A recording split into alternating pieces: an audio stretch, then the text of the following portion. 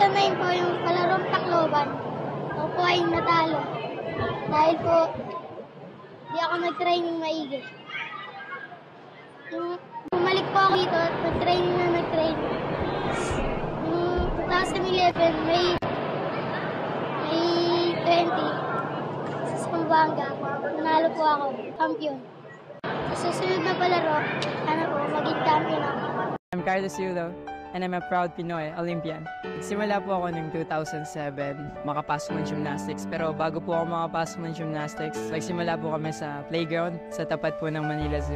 Usong-uso po kasi noon yung breakdancing. And then one time may nagsabi po sa amin na ba't di daw po kami sumali ng gymnastics. And then yung lolo ko po, dinala po kami agad dito. So sobrang dami po namin kasi hindi po kami pinapapasok dito sa loob po ng Rizal Memorial.